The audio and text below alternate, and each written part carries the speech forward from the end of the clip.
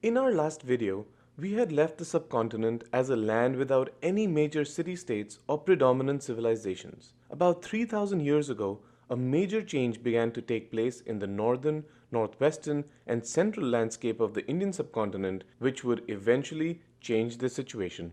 This change was the establishment of janpads or settlements in areas geographically located today at Purana Kila in Delhi, Hastinapur near Meerut, and Ataranji Kheda near Eta by Rajas. These Rajas or rulers were of a different kind than those of the earlier Vedic period.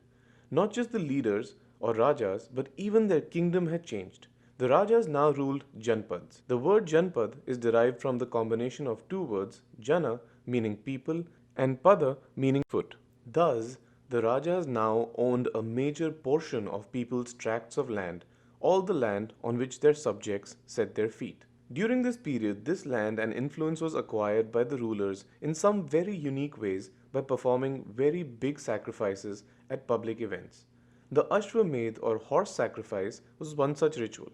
In this ritual, a horse was released by a Raja to wander freely while it was guarded by his men. If the horse wandered into the territory of another Raja and it was stopped by the other Raja's men, then the two Rajas' men had to fight each other to establish which Raja was superior.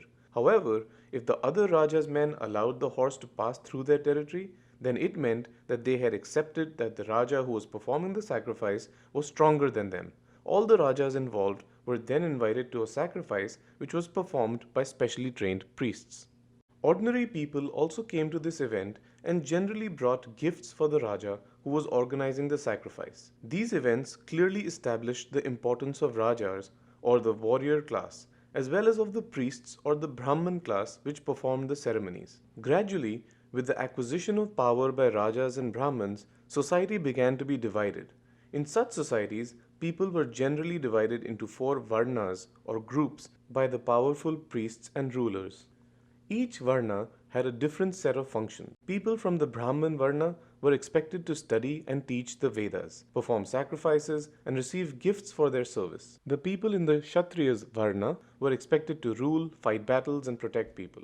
The Vish or the Vaishyas were expected to be herders, farmers, and traders, while the fourth varna, the Shudras, had to serve others. With time, these varnas or groups came to be decided on the basis of birth, giving rise to a rigid social structure in which if one's father or mother belonged to one varna, then their son or daughter automatically belonged to that varna.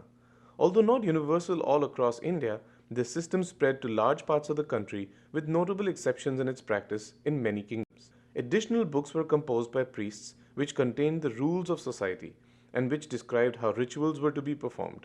These texts are often called later Vedic since they were developed after the Rig Veda. Some of the later Vedic texts include Samved, Yajurved, and Atharvaved, but unlike before, access to their knowledge was increasingly only limited to the male priests. Eventually, such a restriction on the spread of knowledge led to many problems in the development of people. Even today, in spite of repeated efforts of our government, many of our eager and talented students are unable to gain access to good educational material which eventually holds us back from achieving our full potential. This is why it is important for us to help each other, continue to spread knowledge by all means possible, and learn and grow together. Namaste, Namaskaram, Sat Sri Akal, Adab, hi, and welcome to the History of India from our nation's textbooks.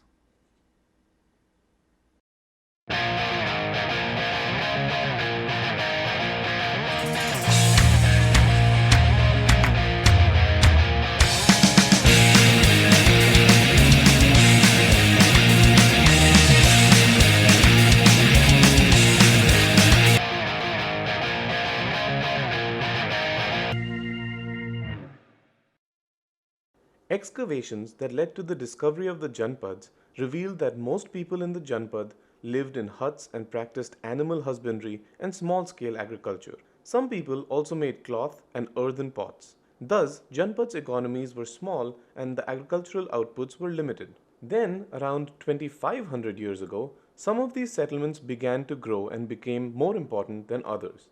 These prominent Janpads were known as Mahajanpads. The Mahajanpads had different architectural features such as fortified capital cities with huge walls of wood, brick, or stone built around them to ward off attacks from other kings and rulers. The Rajas or rulers of these Mahajanpads also began maintaining armies in which soldiers were paid regular salaries throughout the year. As the rulers were building huge walls and forts and needed to pay soldiers in the army, they began accumulating resources through taxation that was collected from the people by officials appointed for the purpose. There were taxes on crops, craft persons, herders, goods bought and sold through trade, and even on hunter-gatherers who were asked to share a part of their produce. In order to cater to the demands of the growing population and the additional taxation, agriculture changed in a drastic way in the Mahajanpads during this time. Iron plowshares began to be used rather than wooden ones, and rather than growing paddy from seeds, people began transplanting paddies onto the fields. With the use of iron plowshares, heavier clayey soil could now also be plowed better than with wooden plowshares. Transplanting saplings into fields improved the chances of the survival of the crop and thus improved production. This transplantation work was done mostly by slave men and women or by landless agricultural workers called kamkars. As a result of the sustained economic and agricultural growth, one of the Mahajanpads that emerged as a major city-state was Magad. Its prominence was inevitable since it was blessed with rich natural resources such as water, fertile land, elephants, wood, iron ore, and other minerals. The Ganga and the Son rivers flowed through the Mahajanpad and deposited fertile alluvial soil on their banks. Wild elephants were also a prominent feature of the formidable Magad army and were available in plenty and were often captured and trained for the purpose of enlistment. The forests in and around the Mahajanpad provided sufficient wood for building houses, carts, and chariots. Iron was available to make weapons and tools. Magad also had powerful rulers who continuously tried to increase their influence and control over neighboring areas.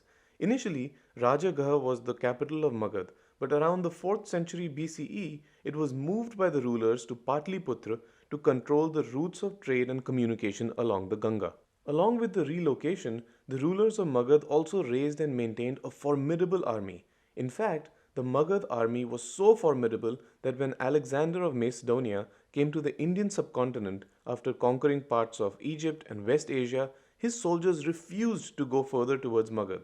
They had heard the rumors about the enormous Magad army just like everyone else on the subcontinent. Alexander and his troops famously turned back towards Europe from the river Beas. The rulers who contributed towards Magad's dominant status in this period included Bimbisara, Ajatshatru, Udayan, and Mahapadma Nanda. While Magad was a powerful kingdom, it was not the only influential Mahajanpad. Another important Mahajanpad was Vajji, with its capital at Vaishali. This Mahajanpad was ruled by council rather than by a single king. This form of government is known as Gana or Sangh. Every decision pertaining to the administration and protection of the empire was decided by discussion and debate between several important people. These new settlements with new forms of governance and taxation brought about changes not only to the material lives of people but also in their thought processes. A new way of life brought with it new ideas and philosophies which helped people understand and comprehend their existence in a new world. These new ideas manifested themselves in the form of new religions such as Buddhism and Jainism, and even new additions to the older religion that is Hinduism. Buddha and Mahavir, about whom we will learn in the next few videos, both belonged to Ganas or Sangh and propagated their ideas in the period of the Mahajanpads, adding a new chapter to the spiritual history of India, while the new ideas in Hinduism were recorded in the Upanishads. In the next video, we look at the development of the major religions such as Buddhism and Jainism and additional Hindu texts called the Upanishads. I look forward to continuing on our journey. Until the next video, be happy, stay healthy, and keep on learning.